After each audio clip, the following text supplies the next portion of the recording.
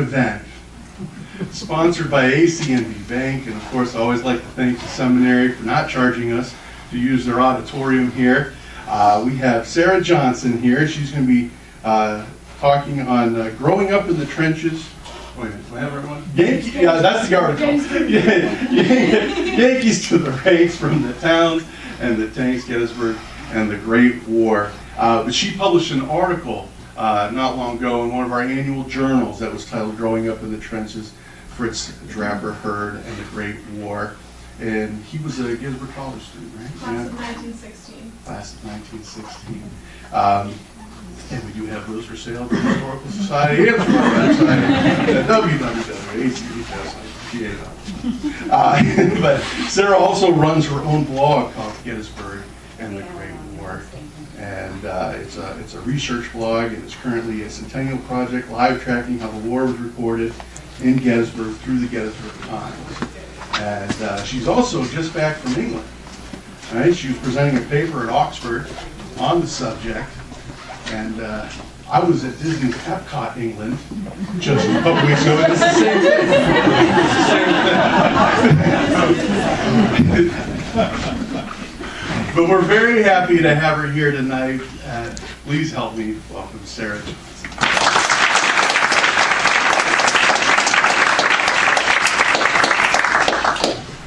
Can you hear me without the microphone, or is the microphone necessary? Okay, good. I'm not good at microphones. So, all right, yeah, so first of all, I'd like to apologize in advance. I was in England for 4 days, and I still don't really know what time it was. It is right now. So if I fall apart, I'm sorry. I almost got hit by a double-decker bus in London, so you're almost spared of this evening. I didn't, so I made it back. Yeah, so this research began as part of a summer research grant through the Andrew Melon Foundation with my mentor, Dr. Isherwood from the college. And I thought I'd just start with a story, sort of to illustrate what this research process was like. So day one of my research, I go to the Adams County Historical Society, 9 a.m., very excited, and I find in their vertical files all of these articles about a memorial tablet dedicated in 1920 to the war dead of Adams County. And I think to myself, where is this? You know, this is a monument town. I don't know what monument they're talking about. And so I asked a volunteer at the Historical Society, and he said, I'm not sure where exactly this is either, but if you go to the courthouse, they should be able to help you there. So I go to the courthouse. I see Sam on the way there while I'm running, and I explain to the man at the courthouse what I'm doing. I'm a student researcher. I was reading newspaper articles from 1920, trying to find this tablet, and they said, we don't know what you're talking about. So they sent me up to the Roll of Honor Hall in the old courthouse with an intern. And so we see Persian Gulf War, Vietnam, World War II, no World War I. Well, then this intern starts to get nervous that he lost the World War I tablet. And so they send me up to the county commissioner's office. So I have both county commissioners, a number of office staff. I'm sorry to you taxpayers because nothing was done in the county on this day. We're trying to find this tablet. And all of a sudden, this elderly woman says, man, there's something on the front of the courthouse. Maybe it's that.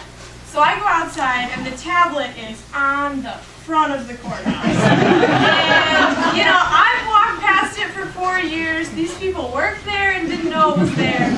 So that's what my summer was like in many ways, sort of rediscovering something that has been pretty much forgotten for 100 years. So it's a little bit of context of what I was doing, and now we'll actually get into the fun stuff. So on July 1st, 1913, 50,000 veterans of the blue and gray converge once again on Gettysburg. Their purpose here is not to fight, but to remember. 50 years before, this town had been hugely impacted and sort of ripped apart by 3 days of battle in and around the town. And President Wilson comes for 1 hour, and he calls for national unity to honor the sacrifice of the fallen. And so the 1913 reunion is kind of the curtain call of America's most traumatic war experience to that date. So Gettysburg in 1913 is already a sacred site of American war memory. It's already a site that is very molded in terms of American identity and American experience of war. So 50 years later, in the 1910 census, there are 4,000 people living in the borough. And demographically, the town is predominantly white and native-born. The two major ethnicities are Scots-Irish and German. Much like today, it's an agricultural county. There are about 3,000 mid-sized farms producing various fruits, mostly apples, similar to today. And there's the budding tourist industry. So that's sort of the demographic context. In 1913 and 1914, Gettysburg is somewhat monitoring events internationally. There's this myth that Europe right before the First World War was this peaceful era that suddenly erupted into war.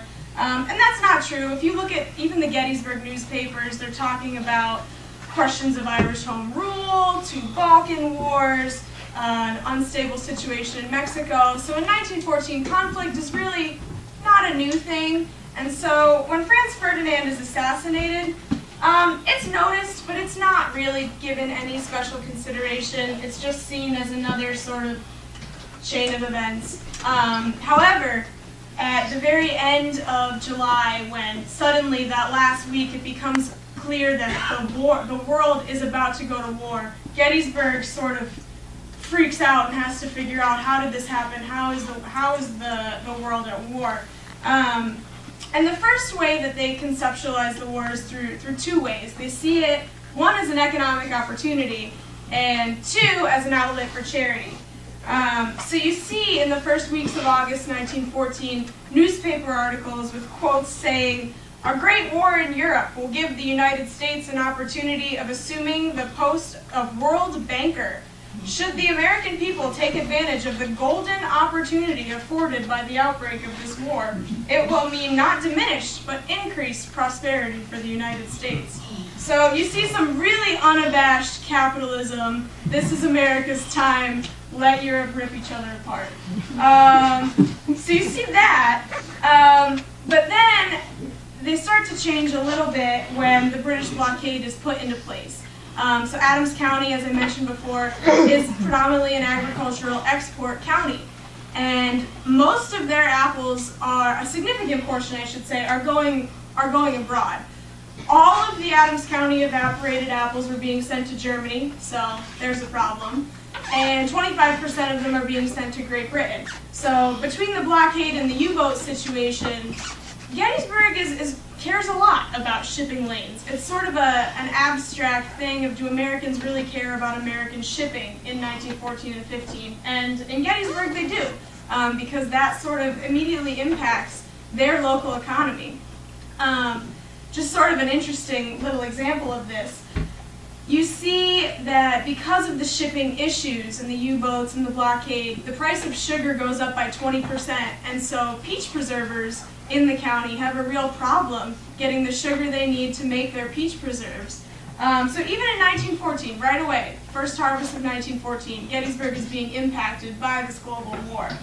But others see it as a charitable opportunity. You see a lot of women as early as January 1915 that are making clothes for Belgian babies, putting things together to help Belgian civilians who are in the sort of the throes of the war as it advances through their nation. And I never found any explicit connections to this, but Gettysburg in 1914 remembers what it was like to have an army come through their town, and there's a lot of sympathy there. And so I saw in some diaries, Helen Keith, she has a substantial collection at the Historical Society, and she was actively involved in making Belgian baby clothing. Her husband was a Civil War veteran. So you see that Gettysburgians are thinking about the war through the war that they remember, through sort of their war.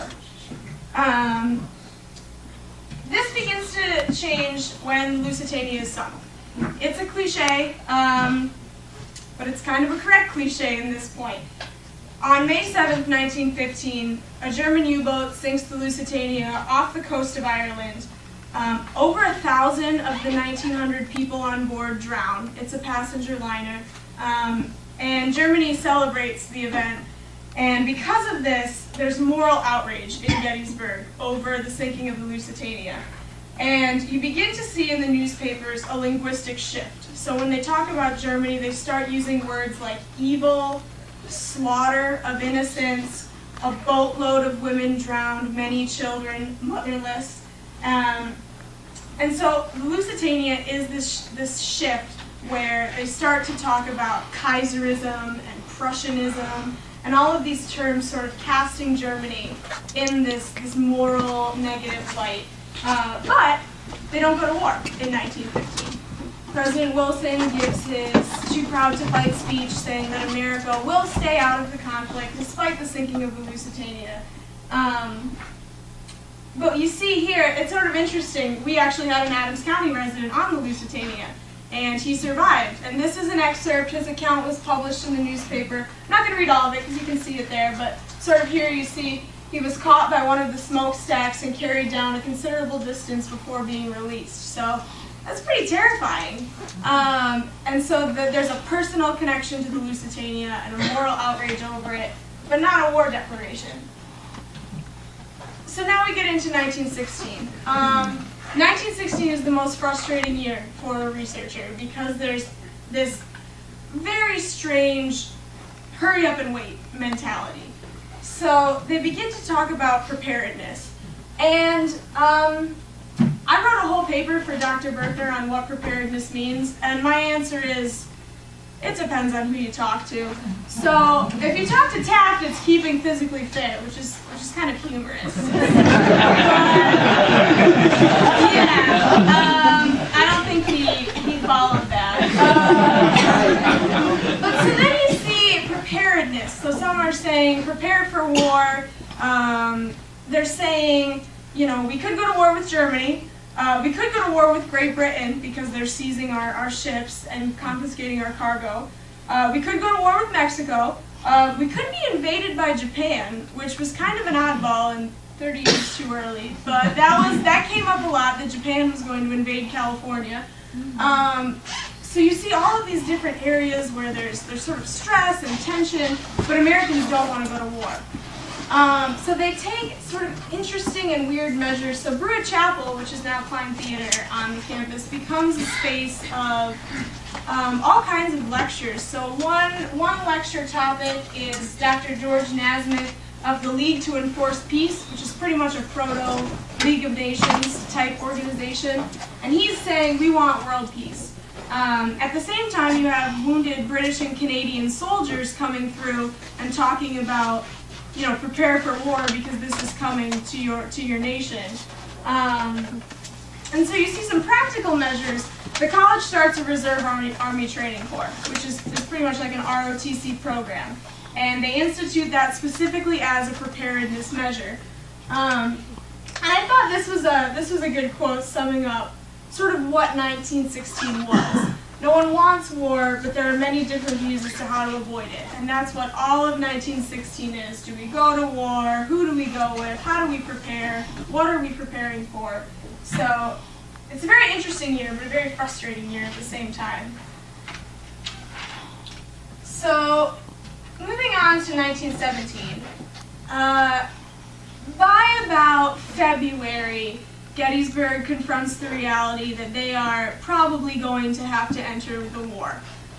There's numerous sinking of American ships that violate the U-boat treaty that Germany had agreed to with America earlier, and so you see this acceptance of we're going to have to go to war to protect our interests. So first you have the, oh wait, actually before, this is interesting. So Gettysburg in sort of late March outlines reasons why they don't want to go to war. And the number one reason is that in the summer of 1917, the Virginia Monument is going to be dedicated, and there are supposed to be some soldiers that are going to come, and if you declare war, the soldiers have to go to France, and then the tourists won't be happy. So Gettysburg would rather not go to war until after. But, I mean, you know, if your borough is seriously funded by tourism, then that's a valid opinion. And then in April, you see a total shift. When Congress goes to debate about whether they're going to declare war, pretty much overnight you see an outpouring of patriotism in Gettysburg. On April 4th, 2 days before the declaration of war, Town Burgess J.W. Eichholz puts a declaration in the paper that every town and building should fly the Stars and Stripes, because as of yet, not many American towns had stepped up to show their patriotic fervor. And he said, quote, "No town should be more prompt to show its devotion to the flag than Gettysburg, the most prominent historic spot on the Western continent." So that's a little bit of an overstatement, but you see the way that Gettysburg is very aware of its purpose in American identity, its purpose in American war memory, and they want to show that to the nation, hyper aware of their situation. And so what you see is just a slew of measures. They start a county Red Cross that they actually name after. They specifically call it Gettysburg Red Cross instead of Adams County because they think the name Gettysburg will invoke more membership, more donations. With the draft, there's this deliberate pageantry. They're specifically trying to avoid the 1863 New York City draft riots. So the draft is billed as this honorable thing, and there's a parade for the draftees that's held. And in this parade, Civil War veterans march, and then regular infantry march, and then the new draftees march. And it's this very interesting moment of sort of American military heritage, and that the veterans are welcoming the draftees into the club, kind of, is what they're doing. And while they're doing these marches, they're singing "Hang Kaiser Bill from a Sour Apple Tree." Those of you who are Civil Warriors, that's a Civil War song it's "Hang Jeff Davis from the Sour Apple Tree." So you see they're reappropriating Civil War memory to fuel World War I mobilization. Women in agriculture, some go into local factories, some take over the farm. You see all of these. On my blog, I did a whole post just on political cartoons in the Gettysburg Times, the way that they're mobilizing women in agriculture as a way that's just as valid to serve the country as military service. So you see all of this town mobilization of individuals. They start growing war gardens on the battlefield at Oak Ridge and Cemetery Ridge that are manned by elementary school children, and they're meant sort of to grow food so they can ship them abroad. They do thrift stamps, they do wheatless and meatless days, they do Liberty loans. This county raises almost $3 million by the end of the war in Liberty loans. It's an amazing sum. There's food rationing of sugar and wheat, and actually in the winter of 1917-1918, the shortage of coal is so severe that townspeople are literally stealing coal off of the Round Top Railroad line because the government is sending so much abroad to supply the military with. So in addition to the physical mobilization, you see the mobilization of attitudes. And this is where anti-German sentiment starts to play a role. You see a lot of people ignoring their own last names. So they all, I mean, they're Eichholz, Eichelberger, a lot of them have German last names, but they never speak about it. It never comes up.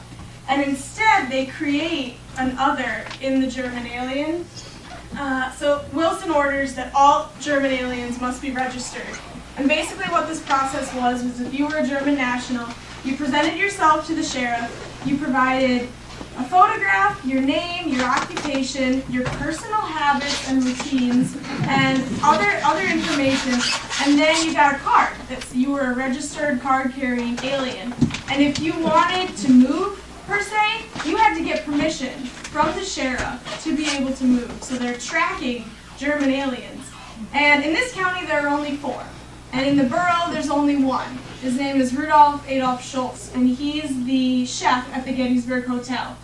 And while you never hear anything recorded about overt anti-German sentiment, you know, you have to wonder, what is Schultz thinking? He's the only card-carrying alien in the borough of Gettysburg during the 1918 Liberty Parade, when the high school students are literally marching down Baltimore with shovels, a coffin, and the Kaiser hung in effigy.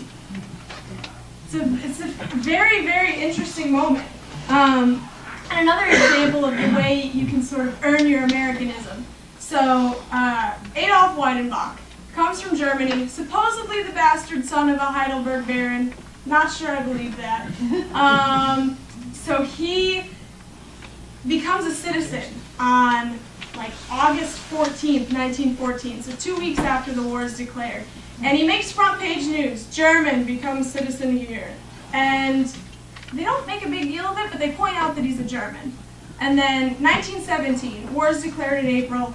Weidenbach is one of the first to volunteer. Makes front page news again, German fighting the Kaiser, something like that. And again, the primary indicator of him is that he's a German. 1918, he shows up one last time in the newspapers, and he's just Captain A.C. Weidenbach of the Flying Corps. So I use Weidenbach as sort of an example to show ways that you could earn your Americanism and prove your patriotism through service, and sort of the German last name could be forgiven. Interestingly enough, though, at some point during the interwar period, and we don't know when or why, he changes his name to Charles Willoughby. And he is the Charles Willoughby, who is MacArthur's chief of intelligence, who sort of fumbles the Philippines. But yeah, so he's this fascinating character, and he was Adolf Weidenbach the German during World War I. 1918, you see, well, 1917 and 18, you see militarizing the home front.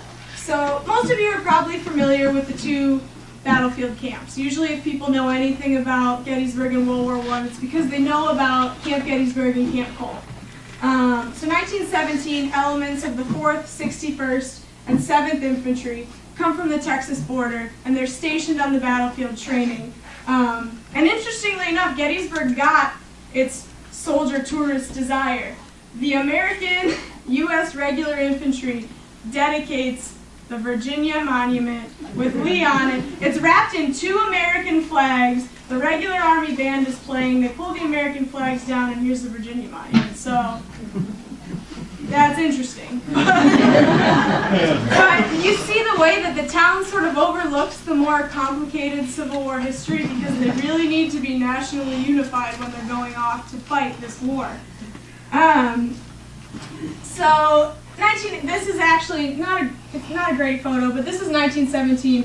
They set up they're the Signal Corps, so they have photos from the Texas border. They just came back from chasing Pancho Villa. It didn't go so well, but they took some great pictures. And this is the Will's house, kind of, and this is where the thrift store is. And so they set up these sandbags, and you can see these pictures, and they have a French 75, and they have a submachine gun over here. So this is very militarized home front. This would be really shocking today if you're walking through the circle and you see this set up. They also have truck convoys that are regularly coming through from Detroit on their way to Hoboken to be shipped abroad. And Camp Colt is what everybody knows about. So 1918, Camp Colt. The tankers come here. There are 2 Renault tanks, and this is one of them. This is my favorite picture. Someone from the Park Service showed me this.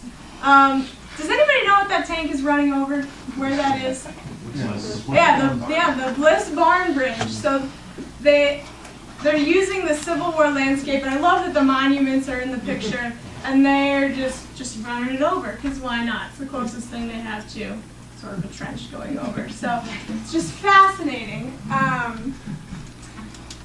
And you see, so most people know about this. If you were here in January, you heard about all kinds of soldier misbehavior. So there's alcohol problems, there's prostitution problems, but I'm not actually going to really get into those, other than to share my favorite soldier misbehavior incident.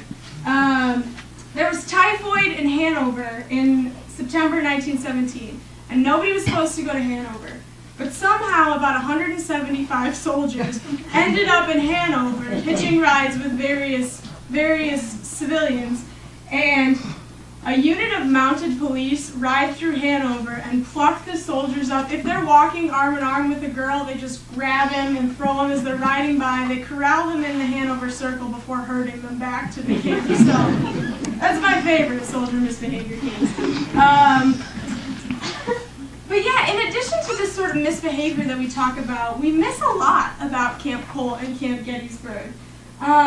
On any given week, if you look in the newspapers, if you look in the Adams Card and the Great War book, every week there are basketball games, concerts, all kinds, like moving pictures, every week that the civilians are putting on for the benefit of the soldiers. So the town is really putting forth effort, especially the churches in particular, become sort of hubs of organization. In addition to that, there are dozens of marriages between soldiers and Gettysburg young women that further link the town and these temporary camps together, so that even when these soldiers leave, there's letters coming back, there's still contact there beyond just the 2 summers. The interesting thing, things get a little tense, as you might expect, when 10,000 soldiers invade a borough of 4,000 people. And the tension comes to a head in the middle of 1918. If you saw, the first slide was the Treat 'em Rough poster. That's the slogan of the Tank Corps. And it was also the name of their magazine. And the magazine Treat 'em Rough printed a formal complaint against the town of Gettysburg. And they listed their complaints, and one was price gouging soldiers. One was the Emmitsburg Road pretty much literally fell apart because of all the military traffic that was going over, and the borough didn't have the money to fix it fast enough. The last one is that they accused Gettysburg of being a tourist town, making money off the principle of, quote, "Near here many brave boys bled and died, therefore hand over your kale." End quote. So the town is very upset by this, and they immediately answer, and they address every single grievance except the last one. It's just very interesting. So they don't answer that. And interestingly enough, in a weird way, the Spanish flu is what brings the town and the camp back together. So at the end of October, Spanish flu arrives in Gettysburg. They think it came from 3 guys who came from Fort Devens, Massachusetts, but they're not entirely sure. And in about 2 weeks, 175 soldiers died. And an unknown number of civilians. It's kind of hard to tell. They seem to be families of the soldiers. So yeah, the Spanish flu is just a horrible 2 weeks. A good quote is from Walter Hard, who was of the medical detachment stationed at Camp Colt. He wrote, "In late September, we medics suddenly found our daily chores in the infirmary tents turned into a grim struggle to do what we could to save the lives of our tank corpsmen. While our buddies overseas were driving relentlessly to victory in the decisive 47-day Meuse-Argonne battle, the sudden onslaught of a deadly pandemic of influenza struck our camp with devastating fury. 175 of Colt's men died of it before it subsided in early October." If you go to the cemetery today, there are a couple soldiers who died of the Spanish flu who are buried in the soldiers' cemetery, ones who didn't have family to speak of to claim the bodies, so you can see them there. But it's a devastating period for the town of Gettysburg, and there's almost no trace of it really left. And that's what brings them back together, because you see Xavier Hall is used as a hospital for sort of overflow patients. Civilians are volunteering their time as nurses, and they're giving medical supplies, what medicines they can. And I also have just a way of, so here, this is something that I've done over the summer. And it's just a Google map. It's actually linked to my blog, so if you go to my blog, there's a post called something like Mapping the Great War or something. And I have it set into 3 different categories. The red is civilian home front support. The green is a military site, and the gold are sites of memory. And it's just striking to see all of these sites around town. And this is not exhaustive, by the way. I kind of gave up because some of the things I just couldn't find where exactly they were. So you can click through here and you can see, so Xavier Hall, and there's a little bit of text that, oh, that's not the right, that pin's in the wrong spot, awkward. Anyways, so you see, there's supposed to be pictures. I don't know why the pictures aren't showing right now. But it's sort of explanations of, you can click on these sites and see what was happening in Gettysburg during the war. You have Camp Colt, sort of roughly right there. Camp Meade, which is where the draftees were sent for mobilization. So it's just a really interesting way of seeing that this town, if you're walking down the street in this town in 1917, 1918, you see the war all around you. The front is 4,000 plus miles away, but you see the war. And back to the PowerPoint. Okay, so quick diversion to Gettysburgians abroad, because obviously the war is happening not in Gettysburg. So the town hears about the war mainly through letters that are published on the front page. You have male and female college students and town residents who had immediately volunteered, usually because the draftees didn't get there until late October 1918, well, into combat, that is. And you hear, they write home of their experiences as a nurse. Beulah Armour of town served as a nurse. A former Pennsylvania College track star described the endurance race of his life as a runner during the St. Mahel battle. An aviator shot down with 5 non-lethal bullet holes and was awarded the French Croix de Guerre. The helplessness of being a wounded infantryman lying in a field hospital as it's being bombarded by Zeppelins and not being able to do anything about that. And so you see this very, very varied experience in war. And most of those drafted fight from the county, fight in the 319th Regiment of the 79th Division. They're famous for their part in taking Montfaucon in late October during the Meuse-Argonne battle. But because they don't go into action until about October 22nd, most of those who die from the town are actually reported after the armistice. So you see sort of, November 14th, November 22nd, families receive death notices after the war is over. And these are just photographs. These are taken from, there's a book called Adams County in the Great War, which is a compilation of the county's sort of efforts. And these are the photographs of the ones we have photographs of, basically, that we know. These two, this is Albert Lenz. He's the first killed from the town. He's buried in the Soldiers' Cemetery. The Legion Post is named after him. And this is Ira Lady. The Biglerville Post is named after him. He's killed leading a trench raid. Trench raids are very dangerous. They're done at night. They often involve hand-to-hand combat. So he's actually mentioned in the regimental history as being very brave and being well known for his leadership during trench raids, during these very tense times, and so that's where he's killed. Okay, so as I mentioned before, in a town filled with war memory, there's only one forgotten tablet and one tiny Camp Colt historical marker. And the Eisenhower marker, you can count that too.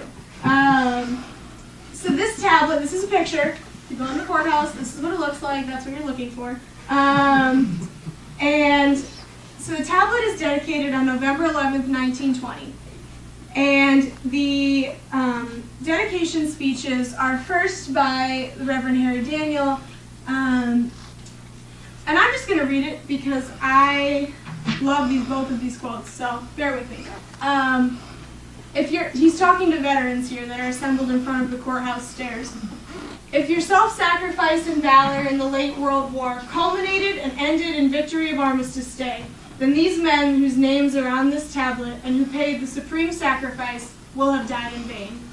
But if out of the Great War you have come with increased devotion to your country if you realize the war is over and the fighting is not, and that it is now your duty to make Gettysburg a better town in which to live, if you are determined to give unstintedly of your efforts to every forward movement of humanity, and dying, leave the world to your children and your children's children a better place because you lived in it, then these dead will not have died in vain.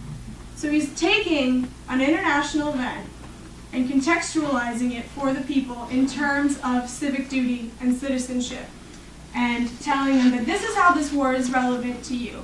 And this falls in line with a lot of popular notions of war to end all wars, and that somehow, this war was going to create something that out of the horribleness would be born something better. So you have that sentiment. The second quote is Percy Eichelberger. I'm a huge fan of Percy Eichelberger. If any of you are descendants of him or no descendants of him, I want to talk to you. So Eichelberger is the one that was wounded in the hospital, who talks about sort of laying on his back and not being able to do anything. He comes back from the war. He's 21 years old, so he's my age, and he enters Pennsylvania College, Gettysburg College. He becomes the president of about 10 clubs, and then suddenly the Legion Post needs a commander, and so he steps up. And any reason we remember the First World War in this town is because of the efforts of this man. He compiles the Adams County and the Great War book with another fellow student veteran, and he contextualizes what you're supposed to think of when you're looking at this tablet. So he says, in the first place, this tablet represents great sacrifices. Sacrifices so great that they cannot be computed. Sacrifices the cost of which lie beyond the domain of mathematics. In the next place, this tablet we dedicate is not a tablet representing sorrow. It is a memorial of honor. In honor of mothers who bade their sons do brave deeds, in honor of wives who wept for husbands who should never come home again, in honor of children whose heritage is their fallen father's name, in honor of men who counted not their lives dear when their country needed them. So you see again, sort of framing it through issues of citizenship, of service, and so these are the two speeches that come with this tablet. And basically, we failed to live up to Daniel's. The men they do come back, they organize things, they're involved in community, and they've been forgotten by this town, and sort of, which is a wider trend in American home front, because when we think of who we are as Americans, we think of Civil War, World War II. Those are much more, they have sort of tangible ideologies, sort of that the nation is forged out of the Civil War, and that it creates, it works for greater freedom, democracy in the Second World War. And we don't know what to do with the First World War. So I'm hoping that through the centennial that we'll start to figure that out, and we'll start to have more discussions about this topic. Because 1917, 1918, this town contributes far more economically and physically to the war effort than they do in 61 to 65. But this town was put on the map by Gettysburg, so you understand why. And the monuments here, the First World War monuments are overshadowed because Gettysburg, and they knew it then, it's a site of American war memory. So thank you very much, and I think we have some time for questions, but thank you for giving me this opportunity.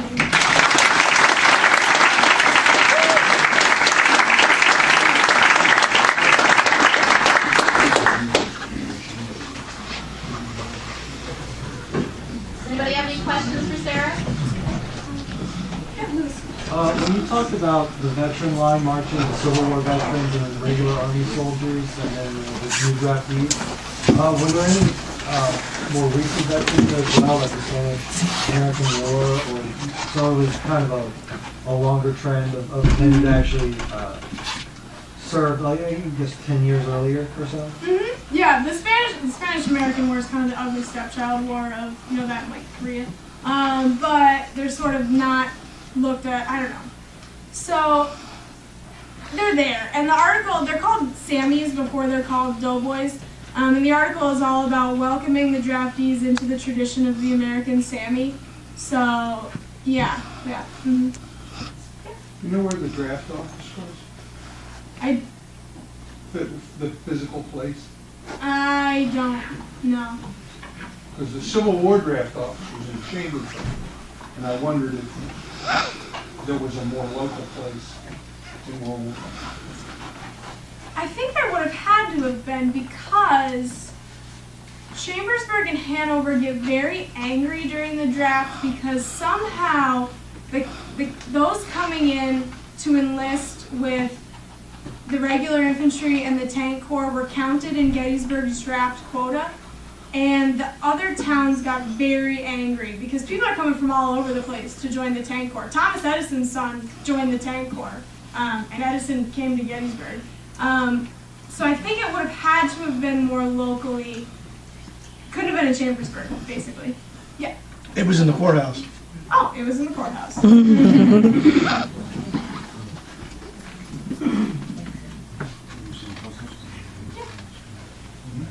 At the end, you talked a little bit about how we might remember this war. If you had your way, if you could tell people how you thought we in the 21st century should remember World War I in the United States, what would you tell us? I would say that World War I is how we got where we are today. So if you look at the 20th century, it all comes out of most of it comes out of World War I. So issues is, so you have the Russian Revolution, which leads directly into sort of the Leninism, communism, Cold War. You have where, you know, these new countries are created, and in many ways we're still trying to figure that out. You have Wilson idealism. American foreign policy is sort of shaped by this make the world safe for democracy, which is a theme throughout the 20th century. So I really think that, you know, the First World War is seen as the failed attempt at the Second World War. And the danger of that is not seeing the way that the 20th century and into the 21st century directly comes out of 1914, 1918.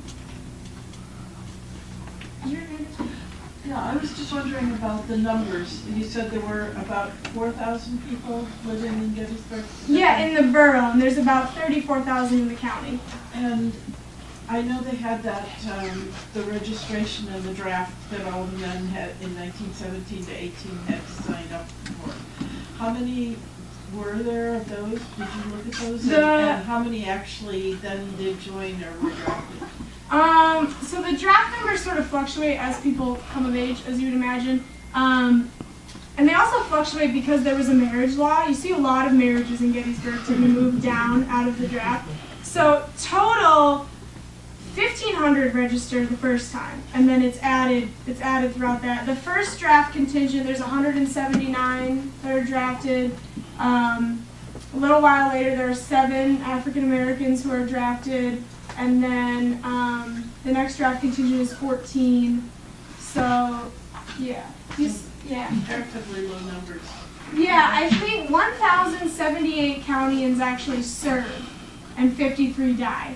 And then 330 students serve and 14 die.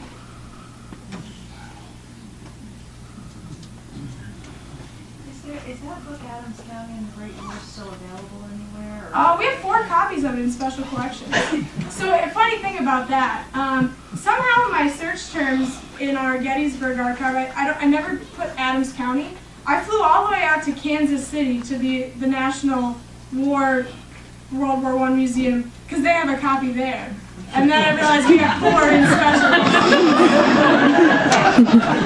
So yeah, it's a great book. And I highly recommend going up to special collections and looking at it because there's all of these little details. So they set up a home service department because when the soldiers come from the Texas border, their families are coming with them. And they don't have very much because in many ways they're kind of living a sort of nomadic lifestyle from Mexico up to Pennsylvania. So the home service department takes care of something like 80 families, and they spend about $100 a month just on sort of grocery help, housing help, whatever they need. So it's a fascinating book. Any other questions? The introduction before your talk said that you had just returned from London. Can you talk a little bit about how you've experienced those in the UK, noting the centenary of the war? Totally different. Totally different.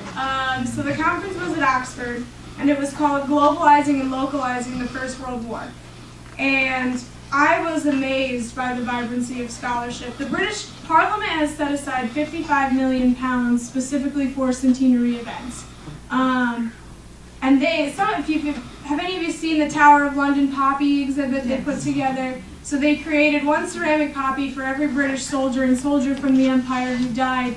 And they created this sort of cascading, kind of supposed to look like a river of blood, of poppies that are coming out of the tower. So you see massive, because I think in Britain, if you're a male, you have something like a 1 in 8 chance of dying. That might be the French statistic, so it might be a little better. I think that's a French statistic. But so you have whole communities that have significant, much like our Civil War. You have a regiment that gets hit hard, that town has no men anymore. You see things like that in the UK, and because of that, they're much more having active conversations in this conference that was just so much of a testament to that. Whereas in the US, there's not a lot of centennial. The only thing the government has said is they're not putting forth any public funding for anything. So. Any other questions?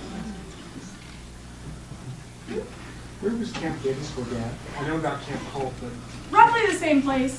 So it's both sides of the Emmitsburg Road, roughly around Pickett's Charge. So, because they were infantry, and so there's a bunch of stables they set up for the officers' horses and whatnot, but it's roughly the same location. I'm sorry.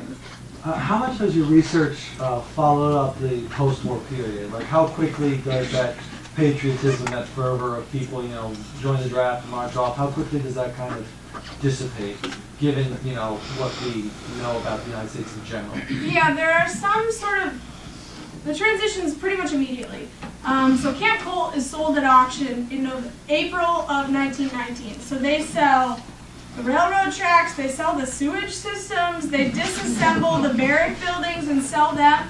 So pretty much, as the tangible imprints of war are being disassembled, the memory is too. So 20 is all about, remember these 53 guys, remember your individual duty to live on. 21, it's all about the unknown soldier. Armistice Day the next year, they do this moment of silence, and the individuality is completely washed away in favor of the unknown soldier. And from then on, you see sort of weird stinted attempts. So in 23, the U.S. Marines reenact Pickett's Charge, but how you would do it in a First World War context. So they have like smoke things and like tear gas and machine guns. But that's still like a Pickett's Charge commemoration, steampunk style. So you see that, and then the tank corpsmen work really hard. They have reunions every year, and then of course World War II, Eisenhower becomes a big deal, and the tank corpsmen love to say we knew him before he was the Supreme Allied Commander. Before he was cool. Yeah, exactly. So the marker out on the high water mark that's like dwarfed by everything else, the tank corpsmen sort of demanded that be put there. But once their reunion stopped, once they died out, you don't really see anything, unless you talk about Eisenhower. Sarah, your passion for the subject obviously comes through very clearly, and you've put a lot of time for the last year and a half in this. What is your future with the subject of Gettysburg and the Great War? Yeah, so right now, I have an application out to a Fulbright scholarship to do a master's program at the University of Leeds in England. Right now, the University of Leeds is running a program called Legacies of the Great War. And the program is specifically seeking ways that the First World War impacted communities and left legacies. Perfect. So my project is, Leeds is in Yorkshire, which has sort of similar demographic areas to Gettysburg. So the proposal is to find a similar demographic area in terms of socioeconomic levels and do the same thing and then run a comparative. of how, because the Leeds Pals, the regiment from Leeds, they get decimated at the Somme. So there are huge numbers of young men from Leeds who don't come back. And my suspicion is their different experiences of war are going to profoundly impact the way they think about the war and the way they remember the war. So I'll hear this week, so that would be perfect. How, as a young woman, did you get on this subject? What grad? Dr. Ian Isherwood. So he's a professor. He's a British First World War specialist, but he's the assistant director of the Civil War Institute at the college. And he teaches a class that's a comparison between the Civil War and the First World War. I came to Gettysburg College because of the Civil War program, and so I ended up in this class, and we were up in the college archive as this collection was rolling in of the soldier Gettysburg class of 1916, kind of. He kind of got expelled on graduation morning. So it's this amazing collection of the two main pieces. So there's a trench diary and a memoir that he dictated later. So I started comparing the two and how 21-year-old Fritz was concerned about very different things than 78-year-old Fritz, and there's this myriad of things supporting the collection, and he's a character. He shot off like one of the battlefield cannons when he was a student here. Yeah, so he's a character. And so I started with that collection, and then from there, Dr. Isherwood had the idea of what if we expand this to the whole community and do a summer grant on Gettysburg. So we did that. You did a great job. Thank you. Yeah.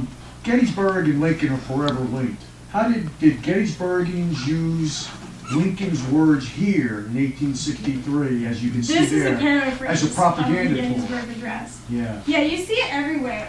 He shows up in a lot of the political cartoons, sort of Lincoln pointing and maybe either the Emancipation Proclamation or the Gettysburg Address behind him as the doughboys are marching forward.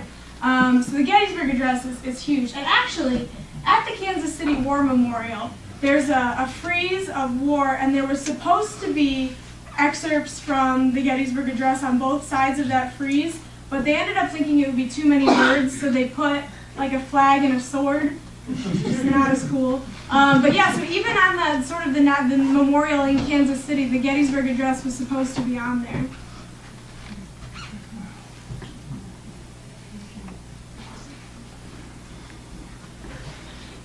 Well, thank you very much.